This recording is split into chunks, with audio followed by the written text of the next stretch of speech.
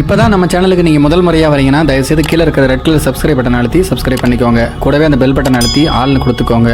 அப்போ தான் நம்ம போடுற வீடியோ உங்களுக்கு தினமும் கிடைக்கும். சரி வாங்க இப்போ நம்ம வீடியோக்குள்ளே போகலாம். இன்னைக்கு இந்த வீடியோவில் நம்ம ஒரு இன்ட்ரெஸ்டிங்கான கதை தான் பார்க்க போகிறோம். அதனால கடைசி வரைக்கும் இந்த வீடியோ பாருங்க. ஒரு நாட்டின் தலைநகரத்தில் அறிவு நிரம்பிய வணிகன் ஒருவன் இருந்தான். அங்கே யாருக்கு எந்த சிக்கல் ஏற்பட்டாலும் அவனிடம் அறிவுரை கேட்டு வருவார்கள். அவன் என்ன சொல்கிறானோ அதன்படியே நடப்பார்கள். இதனால் நள்ளிரவு நேரத்திலேயே அவன் வீடு திரும்ப வேண்டியிருந்தது. பொறுத்து பொறுமை இழந்தால் அவனுடைய மனைவி. வழக்கம் போல் நள்ளிரவில் திரும்பிய கணவனை கோபத்துடன் வரவேற்றாள். நமக்கு திருமணமாகி எத்தனை ஆண்டுகள் ஆகின்றன? வீட்டில் மனைவி இருக்கிறாள் என்கின்ற எண்ணம் உங்களுக்கு இருக்கிறதா? என்னிடம் ஒரு நாளாவது ஓய்வாக அமர்ந்து பேசியது உண்டா என்று கேட்டாள். அதற்கு கணவனோ, நான் என்ன செய்வேன்? வணிகத்தை மட்டுமா நான் கவனிக்கிறேன். நகர மக்கள் பலர் என்னிடம் அறிவுரை கேட்டு வருகின்றனர். நான் அவர்களுடைய சிக்கலை விசாரித்து நல்வழி காட்ட வேண்டியிருக்கிறது. இதனால் நான் வீடு திரும்ப நள்ளிரவு வரை ஆகிறது. நீ ஏவியதை செய்ய நம்முடைய வீட்டில் வேலைக்காரர்கள் இல்லையா? உனக்கு என்ன குறை வைத்தேன்? ஏன் இப்படி முணுமுணுக்கிறாய் என்று கணவன் கேட்டான். நீங்களும் மற்ற வணிகரைப் போல நேரத்துக்கு வீட்டுக்கு வந்தால் என்ன? மற்றவர்களுக்கு அறிவுரை சொல்வதால் நமக்கு என்ன பயன் என்று கேட்டால் அந்த மனைவி. உடனே கணவன், உனக்கு சொல்லி புரிய வைக்க முடியாது என்று சொல்லிவிட்டு போய்விட்டான். அதன் பிறகு கொஞ்ச நாளில் அந்த ஊரில் புத்தாண்டு திருவிழா வந்தது. கடைக்கு அன்று பலர் வந்தபடி இருந்தனர். நள்ளிரவு வந்தது. வீடு திரும்ப நினைத்தான் வணிகன். ஐயா, இன்று நீங்கள் நடந்து செல்ல வேண்டாம், குதிரையில் செல்லுங்கள், அதுதான் பாதுகாப்பாக இருக்கும் என்று சொன்னான் ஒரு வேலைக்காரன். குதிரையில் அமர்ந்து வணிகன் வீடு நோக்கி வேகமாக வந்து கொண்டிருந்தான். ஒரு தெருவில் அவன் திரும்பும்போது எதிரே ஒரு குடிகாரன் ஒருவன் வழியை மறுத்து கொண்டு நின்றான். இருட்டில் திருடன்தான் நிற்கிறான், தப்பிக்க வேண்டும் என்று நினைத்த வணிகன் குதிரையை வேகமாக விரட்டினான். குதிரை அந்த குடிகாரனை மிதித்து கொண்டு ஓடியது. அடிபட்ட அந்த குடிகாரனுடைய அலறல் பெரிதாக கேட்டது. தெருவில் எங்கும் ஆள் நடமாட்டமே இல்லை. சிறிது தூரம் சென்ற வணிகனுக்கு மனசு கேட்கவில்லை. குதிரையில் மிதிபட்ட அவன் என்ன ஆனான் என்பதை அறிய விரும்பினான். திரும்பி வந்து குதிரையில் மிதிபட்டு கிடந்தவனை பார்த்தான் வணிகன். அவனுக்கு மூச்சே நின்றுவிடும் போல் இருந்தது. அங்கே இறந்து கிடந்தது இளவரசன். ஐயோ, திருடன் என்று நினைத்து இளவரசனை கொன்றுவிட்டேனே. இதை அரசன் அறிந்தால் என்னையும் என்னுடைய குடும்பத்தையும் அழித்து விடுவானே. எல்லோரையும் ஆபத்திலிருந்து காப்பாற்றும் நானே இப்படி ஆபத்தில் சிக்கி கொண்டேனே. இப்போது என்ன செய்வது என்று சிந்தித்தான். இறந்து கிடந்த இளவரசனை தன்னுடைய தோளில் தூக்கி கொண்டான் வணிகன். அந்த குடிகாரனான இளவரசன் நாள்தோறும் மது குடிக்கக்கூடிய அந்த கடைக்கு அவனை தோளில் தூக்கி கொண்டு நடந்தான் வணிகன். அப்போது அந்த கடை மூடியிருந்தது. இளவரசனுடைய உடலை அந்த கடையின் கதவில் சாத்தி வைத்தான் வணிகன். எப்படியோ ஆபத்திலிருந்து தப்பித்து விட்டோம் என்று மகிழ்ந்தான் அவன். வீட்டுக்கு வந்து படுக்கையில் படுத்தான். சிறிது நேரம் சென்றது. யாரோ கதவை தட்டும் ஓசை கேட்டது. கதவை திறந்தான் வணிகன். அங்கே மதுக்கடைக்காரன் நடுங்கியபடி நின்றிருந்தான். வணிகரே, பேராபத்தில் சிக்கியுள்ளேன், நீங்கள் தான் என்னை காப்பாற்ற வேண்டும் என்று அழுதான்.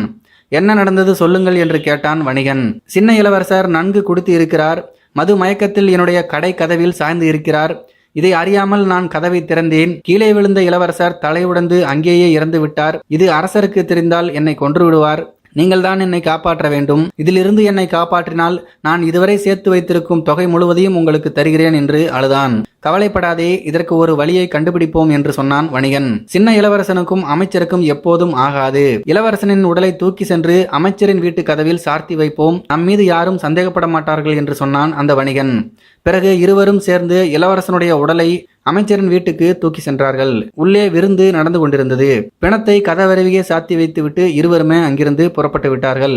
ஐயா, என்னை காப்பாற்றினீர்கள், இந்த உதவியை என்றுமே மறக்க மாட்டேன் என்ற அந்த மதுக்கடைக்காரன் தன்னுடைய இடுப்பிலிருந்த பணப்பையை எடுத்து, இதில் 1000 பணம் உள்ளது, என்னுடைய அன்பு பரிசாக வைத்துக் கொள்ளுங்கள் என்று தந்துவிட்டு அங்கிருந்து அவன் சென்றான். தன்னுடைய வீட்டை அடைந்த வணிகன் தூங்க தொடங்கினான். மீண்டும் கதவு தட்டப்பட்டது. வணிகரே, எழுந்திரியுங்கள், பெரிய ஆபத்தில் சிக்கியுள்ளேன், நீங்கள் தான் என்னை காப்பாற்ற வேண்டும் என்று குரல் கேட்டது. எரிச்சலுடன் எழுந்து கதவை திறந்தான் வணிகன். அங்கே அமைச்சர் நின்றிருந்தான். வணிகனுடைய கையில் பொற்காசு பையை திணித்தான் அவன். இதில் 500 பொற்காசுகள் உள்ளன, பெற்றுக்கொள்ளுங்கள். என்னுடைய வீட்டில் இன்று விருந்து நடந்தது. விருந்து முடிந்து வீட்டு கதவை திறந்தேன். குடிகாரனான இளவரசன் அங்கு நின்று கொண்டிருந்ததை நான் கவனிக்கவில்லை. கதவு அவன் மேல் பட்டு கீழே விழுந்து இறந்து விட்டான். இதற்கு முன்னரே இளவரசனுக்கும் எனக்கும் ஆகாது. இதை அரசர் அறிந்தால் என்னையும் என் குடும்பத்தினரையும் கொன்று விடுவார். நீங்கள் தான் என்னை காப்பாற்ற வேண்டும் என்று கெஞ்சினான். அமைச்சரே, அஞ்ச வேண்டாம், நீங்கள் தப்பிக்க நல்ல வழி கண்டுபிடிக்கிறேன் என்று சொன்னான் வணிகன். அமைச்சருடன் சென்ற அவன் இளவரசனின் உடலை பார்த்தான். அமைச்சரே, இந்த உடலை நாம் அரண்மனைக்கு தூக்கி செல்ல வேண்டும் என்று சொன்னான் வணிகன். அதன் பிறகு 2 பேரும் அந்த உடலை தூக்கி கொண்டு அரண்மனையை அடைந்தனர். அப்போது அரண்மனையில் கோலாகலமாக விருந்து நடந்து கொண்டிருந்தது. இருவரும் கதவருகே இளவரசனுடைய உடலை சாய்த்து வைத்தனர். அமைச்சரே, இனி அஞ்ச வேண்டாம், நீங்கள் செல்லலாம் என்றான் வணிகன். வணிகனுக்கு நன்றி கூறிவிட்டு அமைச்சர் புறப்பட்டார். மகிழ்ச்சியுடன் தன்னுடைய வீட்டை அடைந்த வணிகன் தூங்க தொடங்கினான். சிறிது நேரத்தில் மீண்டும் கதவு தட்டப்பட்டது. அரசனுடைய கட்டளை, கதவை திற என்ற குரல் கேட்டது. உண்மை வெளிப்பட்டு விட்டதோ என்ற நடுக்கத்துடன் கதவை திறந்தான் வணிகன். அங்கிருந்த வீரர்கள், அரசர் உங்களை உடனே அழைத்து வர சொன்னார் என்று சொன்னார்கள். அவர்களுடன் அரண்மனையை அடைந்தான் வணிகன். அங்கே அரசனும் அரசியும் அழுதபடி இருந்தனர். அவர்கள் எதிரில் இளவரசனுடைய உடல் இருந்தது. வணிகரை பார்த்த அரசன், என்னுடைய நாட்டிலேயே சிறந்த அறிவுடையவர் நீர்தான். குடிகாரனும் தீயவனுமான சின்ன மகனால் என்னுடைய பெயர் மிகவும் கெட்டுவிட்டது. இன்று இரவு விருந்து நடந்தபோது பலரும் அவனை பற்றி குறை கூறினார்கள். கோபத்துடன் அரண்மனை கதவை திறந்தேன். நன்கு குடித்துவிட்டு தள்ளாடியபடி நின்றிருந்த இளவரசன் கதவு பட்டு கீழே விழுந்து இறந்து விட்டான். நானே என் மகனை கொன்ற செய்தி பரவுமானால் மக்கள் என்னை இழிவாக பேசுவார்கள். என் புகழ் மங்கும். இளவரசன் இயற்கையாக இறந்தது போல் இருக்க வேண்டும். அதற்கு நான் என்ன செய்யலாம்? உங்கள் அறிவுரை என்ன சொல்லுங்கள் என்று அந்த அரசர் கேட்டார். அதற்கு வணிகனோ, அரசே, முரசடிப்பவனை இந்த நள்ளிரவு நேரத்தில் அலையுங்கள். இளவரசரை பாம்பு கடித்துவிட்டது. உயிரை காப்பாற்ற மருத்துவர்கள் முயற்சி செய்கின்றனர் என நகரமெங்கும் செய்தி அறிவிக்க சொல்லுங்கள். காலையில் மீண்டும் முரசடிப்பவனை அனுப்பி இளவரசர் இறந்துவிட்டார் என்கின்ற சோக செய்தியை தெரிவிப்படுத்த சொல்லுங்கள் என்று வழிமுறைகளை சொன்னான் வணிகன்.